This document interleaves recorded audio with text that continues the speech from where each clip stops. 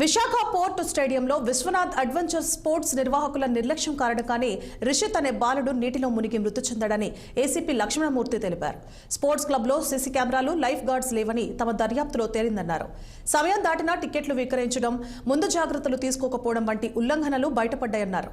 ఇక 7 ఏళ్ల బాలుడు రిషిత్ కు సంబంధించి తొలుత అనుమానాస్పద మృతిగా కేసు నమోదు చేసినట్లు ఏసీపీ వెల్లడించారు. అయితే విచారణ అనంతరం స్పోర్ట్స్ కాంప్లెక్స్ యజమాని నిర్వాహకుడు కాశీ విశ్వనాథ్ తగిన రక్షణ చర్యలు చేపట్టలేదని, ఆయన అజాగ్రత్త వల్ల రితేష్ మృతి చెందినట్లు తేలిందన్నారు. దాంతో మరోసారి సెక్షన్లు మార్చి నిర్వాహకుడు కాశీ విశ్వనాథ్ పై కేసు నమోదు చేసినట్లు తెలిపారు. యాజమాన్యంపై కోర్టులో ఛార్జ్షీట్ దాఖలు చేస్తామన్నారు ఏసీపీ లక్ష్మణమూర్తి.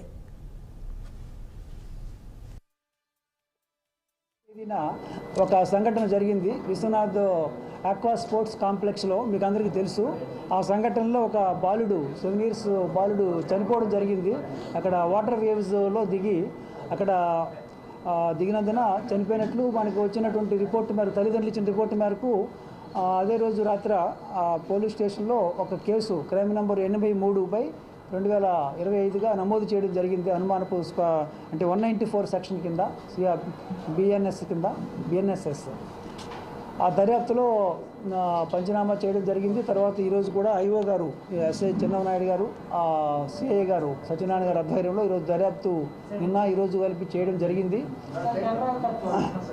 దర్యాప్తులో భాగంగా అందరినీ విచారించగా, నేరస్థలాన్ని పరిశీలించగా, స్పోర్ట్స్ కాంప్లెక్స్లో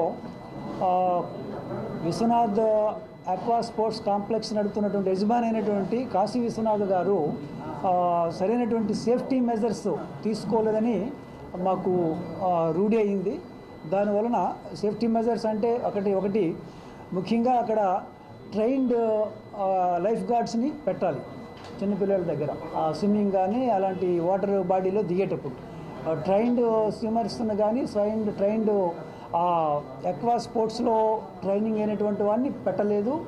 అదేవిధంగా అక్కడ సీసీ కెమెరాలు లేవు. అక్కడ కనీసం కేర్ టేకర్స్, ఇప్పుడున్న ఈ సంఘటన చూస్తే అక్కడ ఎవరైతే లైఫ్ గార్డ్స్ ఉండాలో వాళ్ళు అక్కడ స్పాట్లో లేరు. తేదీన